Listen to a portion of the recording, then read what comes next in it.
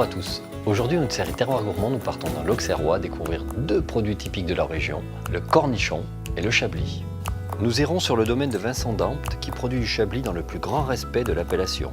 Puis nous retrouverons Florent et Henri qui comptent parmi les derniers producteurs de cornichons français. Je vous laisse en compagnie de ceux qui font évoluer et perdurer ces beaux produits et je vous retrouve juste après pour une nouvelle recette. A tout de suite.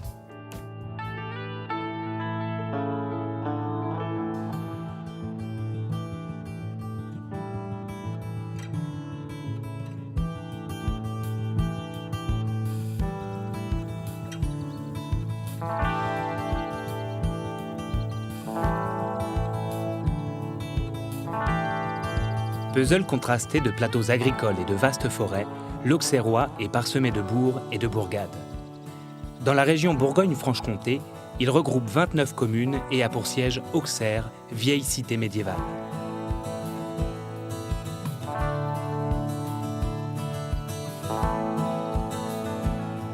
Enlacée par le cours méandreux de l'Yonne et du canal du Nivernais, cette communauté d'agglomération est entaillée de vallées dont les pentes les mieux exposées servent aux multiples vignobles faisant la renommée mondiale de la Bourgogne. À l'est de l'Auxerrois, le Chablisien, arrondi par les collines et étendu de part et d'autre de la vallée du Serein, est jonché de vignes fleurissantes sortant d'un sol minéral et calcaire. Sur l'une de ces pentes les mieux exposées au soleil, Vincent d'Ampt est producteur de chablis. Ce vin blanc au goût minéral et salin est produit et élevé par ses soins. Il le décline sous toutes ses formes, du petit chablis au chablis grand cru. Sur un autre type de culture, Henri Jeannequin profite lui aussi d'un sol riche pour faire pousser le cornichon, une cucurbitacée proche du concombre à la texture croquante et au goût acidulé.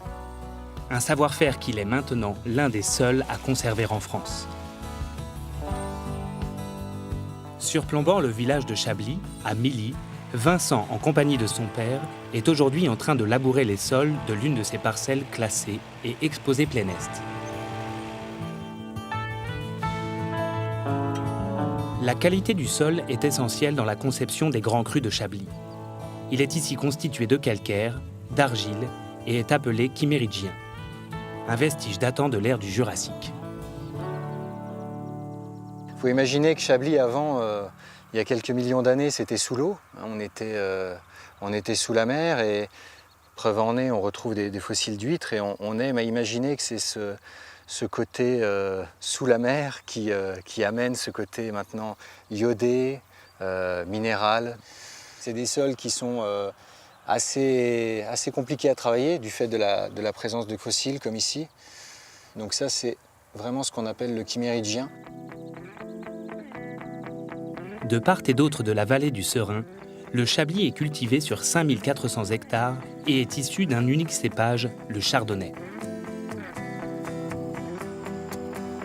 Le nord de l'Auxerrois, plus froid que le sud, connaît depuis 2 ans de fortes gelées pendant l'hiver.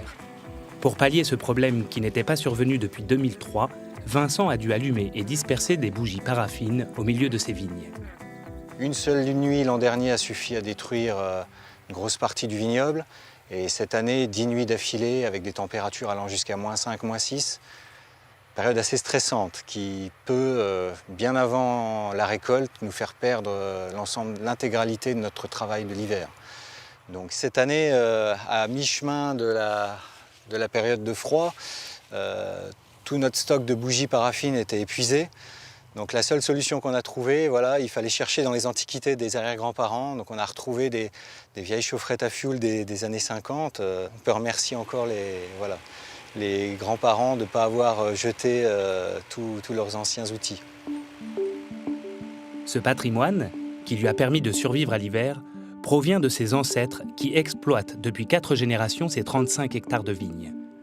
En 2002, Vincent décide de reprendre le domaine, où il exerce toujours avec toute sa famille. Ça fait partie de la richesse de la famille, je dirais, c'est la mémoire. Et les vignes que mon grand-père a travaillées, c'est vrai que quand on travaille maintenant dedans, on se dit, lui déjà, voilà. Bon, on n'a pas les mêmes outils, mais c'est vrai que c'est quand même un plaisir. Ce travail en famille se retrouve à moins de 30 km d'ici, à Chemilly-sur-Yonne. Sur cette exploitation de 14 hectares, Henri et son père Florent font pousser un tout autre produit typique de la région, le cornichon. Originaire d'Inde, on recense 10 variétés différentes en France. Accompagnés de 27 saisonniers, ils soulèvent chaque plant pour ramasser les fruits avant maturité. Tout ça, c'est la même plante, sauf qu'on a laissé pousser le cornichon. Et quand on regarde, c'est un cornichon, quand on le casse en deux, il casse bien, il croque. Et là, c'est bon, parce que vous n'avez pas beaucoup de pépins. Bon, là, il y a un peu le sable qu'on sent, parce qu'ils ne sont pas lavés.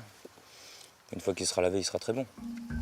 Ces cornichons aux calibres différents nécessitent un sol meuble bien fertilisé pour pousser. Ils sont semés aux alentours du 15 mai dans ces champs au préalable labourés. Chaque parcelle de terrain est changée tous les 3 ou 4 ans, le temps qu'Henri enrichisse le sol grâce à d'autres cultures. On commence à ramasser début juillet, ça dépend de la météo. Si la météo est très favorable, c'est début juillet. Et si la météo est normale, on ramasse aux alentours du 10 juillet. Et la récolte dure environ 50 jours. Mais sur les cornichons, on ne met pas de produits chimiques, pas d'herbicides, pas d'insecticides. Et lors de la transformation, pas de produits conservateurs. Pour essayer de garder le cornichon le plus naturel et le plus sain possible. Autrefois, l'Auxerrois était une région très productrice de cette cucurbitacée et 25 agriculteurs comme Daniel vendaient à la conserverie Amora-Maille. En 2009, face à la mondialisation, les grandes marques spécialistes du cornichon décident de s'approvisionner en Asie et ferment les conserveries françaises. Les agriculteurs arrêtent donc leur production par nécessité, ne sachant plus où vendre leurs récoltes. Depuis tout petit, je suis né dans les tracteurs, j'ai fait mes siestes dans les tracteurs, j'ai jamais fait mes siestes dans un lit. Et je suis né dedans et c'est une vocation, c'est pas parce que... c'est une vocation que j'ai décidé de continuer à reprendre l'exploitation, mais j'ai décidé de l'améliorer. Le temps change, l'air du temps change et du coup j'ai décidé de m'adapter à la demande. La demande en produits locaux ne cessant d'augmenter ces dernières années, Henri crée en 2012 la Maison Marque, une conserverie qui lui permet de pérenniser le travail débuté en 1950 par son grand-père et poursuivi par son père. Désormais autonome, il applique les enseignements de ses aïeuls. Là, on travaille pour soi et quand on est en rupture de stock, ce qui s'est passé l'année dernière, ça fait mal au cœur parce qu'on n'arrive pas à satisfaire notre consommateur. Mais de toute manière, je cherche à produire de la qualité. Donc s'il me manque des cornichons, il y aura des ruptures de stock. Je préfère produire peu, mais de la qualité. Ce souci de produire qualitativement et de répondre à une demande croissante nourrit aussi les ambitions de Vincent. Il vinifie l'ensemble de sa production lui-même, un travail considérable. Mais c'est cette richesse du métier, moi, qui m'a plu. Vraiment de pouvoir, du départ, on cultive, on voit mûrir ses raisins, et puis derrière, voilà, on élève également son vin. Et quand on propose la bouteille au client et qu'on le voit sourire, bah, ça fait tout simplement plaisir, voilà, pour lui comme pour nous. Donc c'est quelque chose qu'on aime voir. 70% des vignobles du Chablisien utilisent principalement des cuves en inox pour élever leur vin. Vincent ne possède des fûts de chêne que pour quelques grands crus. La cuve inox, c'est un contenant qui est neutre, qui va nous permettre de préserver à la fois le côté fruité des vins et le côté minéral, de conserver les identités propres à chaque premier cru. Quel que soit le niveau d'appellation du vin, on va toujours avoir la typicité chablisienne qui va s'exprimer parce qu'on a utilisé de la cuve inox. C'est vraiment nos vignes qui vont faire le vin et pas le contenant. Les vins de Chablis se distinguent par leur pureté, leur fraîcheur et leur minéralité.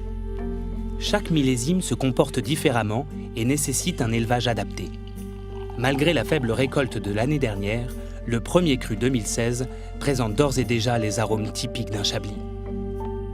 Donc on est déjà sur vraiment toutes les caractéristiques du millésime 2016 à Chablis, c'est-à-dire un joli fruit, beaucoup d'équilibre, une bonne attaque avec une acidité bien dosée, du fait de la petite récolte 2016. Demi-récolte, voilà, les raisins étaient quand même à un beau stade de maturité et on a une belle concentration des vins. Et on a toujours beaucoup de minéralité sur ce premier cru.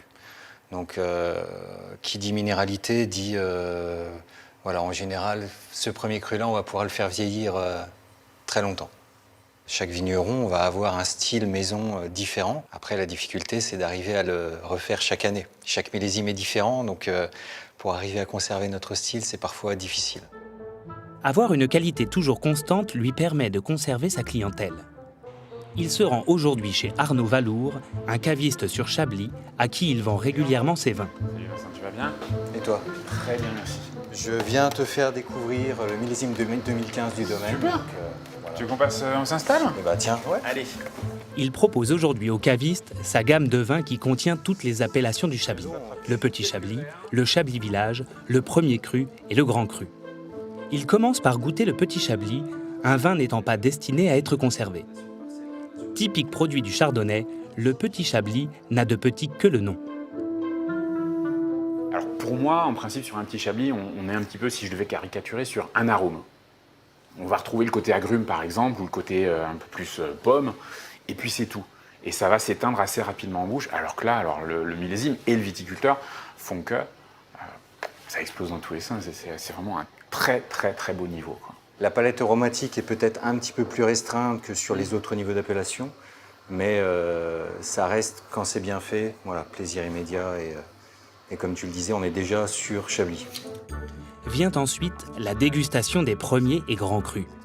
Le classement des différentes appellations se fait par rapport au terroir, chacune des parcelles ayant des caractéristiques propres, tant au niveau du sol que de l'exposition au soleil. Des particularités que les viticulteurs rassemblent sous le nom de climat. Et donc là, on rentre dans le niveau le plus complexe, le plus intense, le plus dense de l'appellation. Rien qu'au nez, on se dit qu'il va y avoir de la longueur en bouche, quoi. Sur le Chablisien, en fait, il y a 40 climats différents qui sont regroupés sous 17 climats porte-étendard, on va dire. Et ces premiers crus vont avoir chacun leur identité. C'est vraiment ça l'important, le mot identité, puisque chaque premier cru va vraiment avoir ses spécificités. Chaque terroir, chaque parcelle, chaque climat a son identité, et chaque viticulteur va avoir son style en plus. Et c'est peut-être là qu'on commence à perdre un ou deux dégustateurs, leur faire comprendre que Côte de Léché ici ou Côte de Léché chez un autre viticulteur, ça sera potentiellement des vins qui sont très différents. Se combinant très bien avec des fruits de mer, des huîtres ou même de l'andouillette, la production annuelle de Chablis en France s'élève à des dizaines de millions de bouteilles.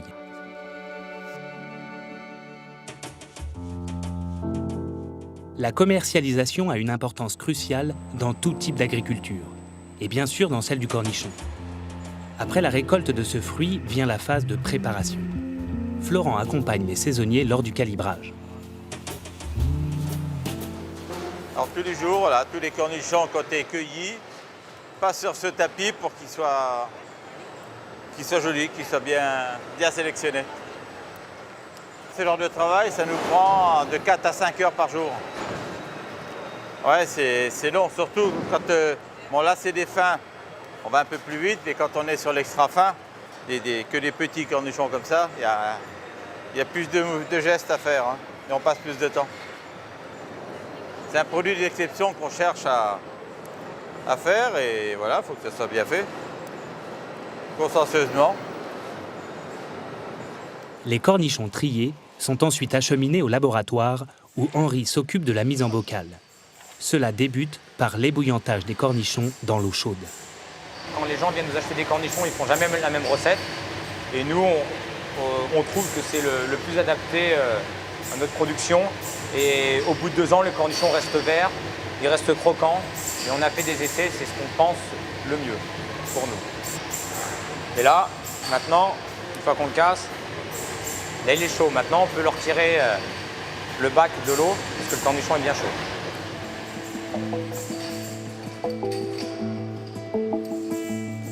Les cornichons refroidis et les épices ajoutées, les bocaux sont remplis de vinaigre, un ingrédient indissociable du goût du produit. Et ensuite, dans 2 mois, nous pourrons effectuer l'étiquetage et vérifier, voir si un bocal qui n'a pas pris l'enlever du lot, pour être sûr que dans les magasins, tous les bocaux soient bons à vendre. Henri propose différents types de cornichons, les classiques fins et extra fins, mais aussi l'aigre doux plus épicé et le mal au sol plus sucré. Ils ont été cueillis hier, triés hier, et il y en a même qu'on va conditionner aujourd'hui. Donc ça fait qu'ils n'ont même pas 24 heures les cornichons. Une fois ramassés, on les conditionne très rapidement dans le bocal, sans produits conservateurs. Comme ça, on garde un produit frais et croquant. On garde toute la saveur du cornichon. Se démarquer grâce à une production naturelle et artisanale permet à Henri de valoriser son produit lors de la commercialisation.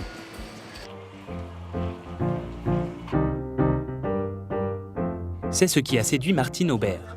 Elle tient l'épicerie Arômes et Douceurs dans le centre d'Auxerre où elle possède de nombreux produits régionaux. Oui, ça va très bien. Je viens vous apporter les cornichons, Super, super, de super. la maison Marc, Oui, comme je sais que vous en avez plus. voilà, la rupture. La production annuelle d'Henri et de son père s'élève chaque année à 50 000 pots. Elle est destinée à des épiceries fines ou des grandes surfaces, mais aussi à des clients spécifiques tels que l'Élysée ou de grands restaurateurs. Au début méconnu, c'est dans cette boutique qu'il a commencé à vendre. Au début, on faisait des petites quantités, on n'était pas connus et c'est vrai que je remercie encore Arômes et Douceurs d'avoir aidé. Et au jour d'aujourd'hui, est-ce que vous vendez beaucoup plus que les premières années? Ah oui, bien sûr, oui. Donc c'est que le produit est reconnu. Est reconnu et oui, les clients maintenant viennent chercher. Je sais que quand les gens viennent dans votre magasin, ça n'a Oui, rien oui, à voir avec bah, la grande distribution. Il nous faut On confiance. ne sait aussi. pas s'il est bon le produit ou il est mauvais. Et c'est ça qui me fait plaisir. Oui. C'est en commercialisant dans de petites épiceries qu'Henri peut mettre le plus en valeur sa production et aller chercher une nouvelle clientèle. Alors qu'est-ce que vous en pensez de l'étiquette? Oui, voilà, regardez, ça flash, c'est bien. Parce qu'on a remarqué dans les grands magasins, on ressortait plus, on était fondu dans la masse.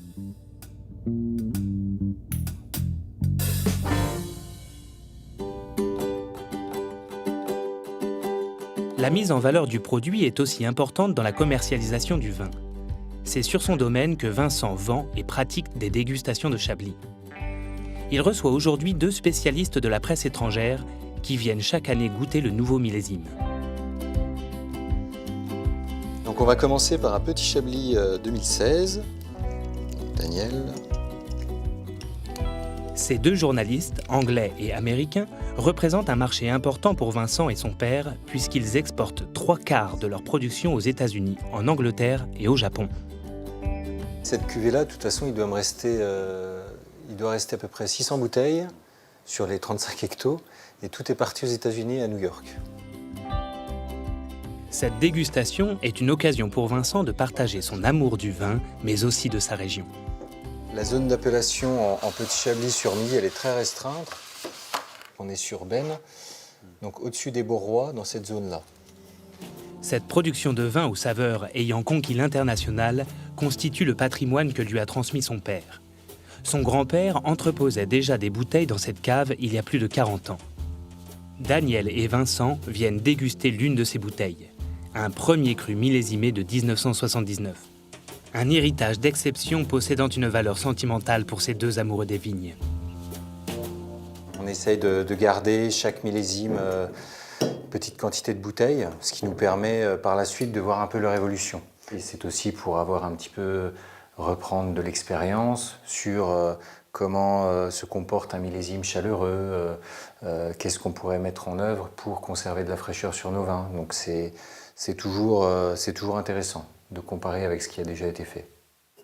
C'est toujours un moment d'émotion d'ouvrir une vieille bouteille. Et en général, bon, on est rarement tombé sur de mauvaises.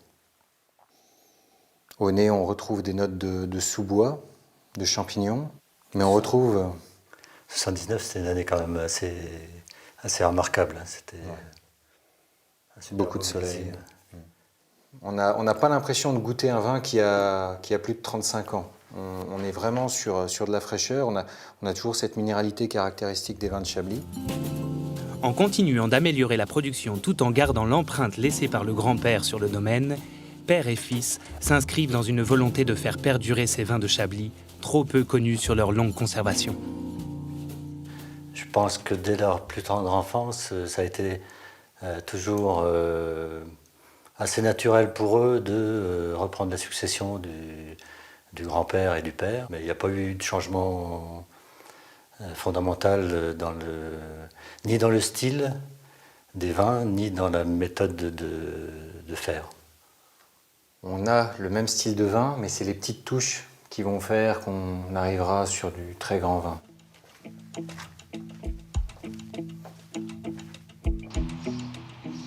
Henri et son père sont eux aussi dans l'optique de faire évoluer leur gamme de produits afin qu'elle perdure dans le temps. Toujours dans une recherche de perfection et très à l'écoute des avis des consommateurs, ils participent souvent à des salons où ils ciblent les attentes de leurs clients. Vas-y, goûte. Ils testent aujourd'hui une nouvelle recette à base de vinaigre de Banyuls.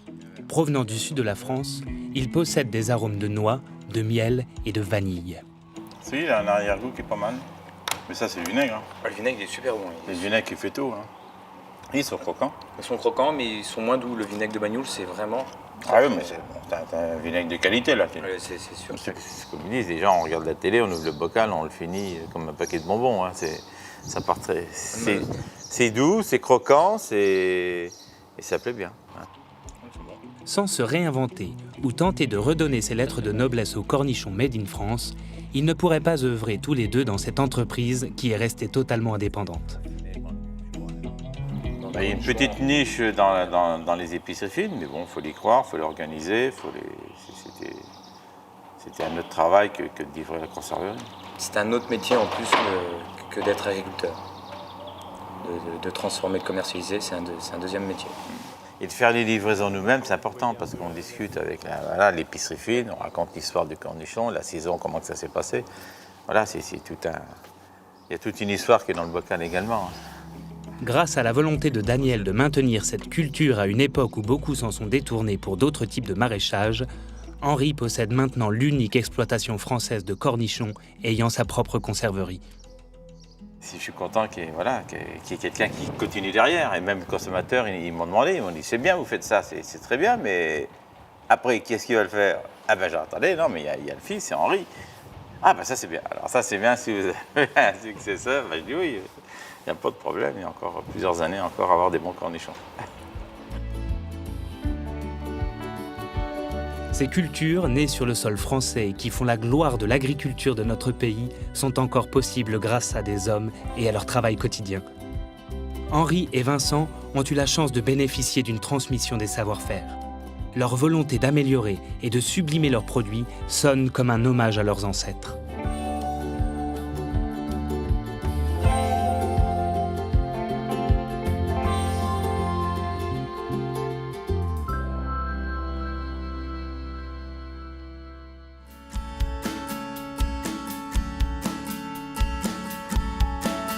Aujourd'hui, je vais vous proposer cornichons marinés au chablis, concombre, mangue et basilic en salade.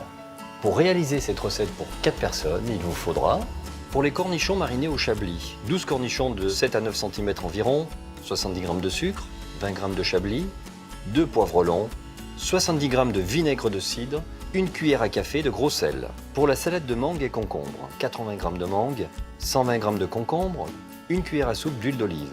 Pour les tuiles aux graines de sésame, 50 g de farine, 50 g de beurre, 50 g de blanc d'œuf, 1 cuillère à soupe de graines de sésame dorées. Pour les finitions, des fleurs, 12 pousses de basilic.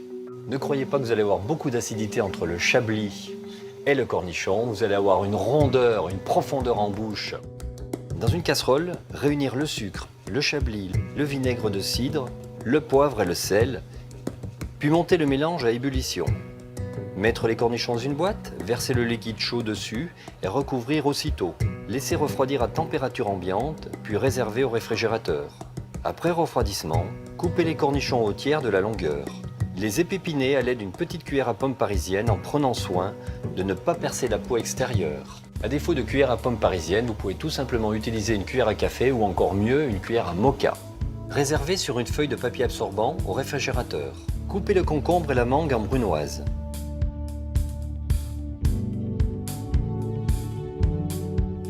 Mélangez les dés de mangue et les dés de concombre, assaisonnez. Ajoutez l'huile d'olive, réservée au réfrigérateur. Vous pouvez remplacer la mangue par de la mangue thaï, qui est un petit peu plus acide et légèrement plus ferme. Pour les tuiles aux graines de sésame, ramollir le beurre à l'aide d'un fouet. Ajoutez les blancs d'œufs, le sésame, mélanger, puis finir avec la farine afin d'obtenir une pâte lisse et homogène. Rectifiez l'assaisonnement. Surtout, ne jetez pas le jaune d'œuf. Vous pouvez l'utiliser pour faire une mayonnaise et remplacer aussi le vinaigre par ce bon chablis. À l'aide d'un pinceau, étalez la pâte sur une feuille de papier cuisson en faisant 12 bandes d'environ 3 cm de longueur, puis cuire à four chaud à 170 degrés pendant 8 minutes. Au terme de la cuisson, laissez refroidir et conserver dans un endroit sec. Pour le dressage, égouttez les cornichons et les garnir avec le mélange de mangue et de concombre. En disposez 3 au centre de l'assiette. Disposez ensuite une tuile sur chaque cornichon et finir par les pousses de basilic et de fleurs. Je vous souhaite une excellente dégustation et je vous dis à très vite.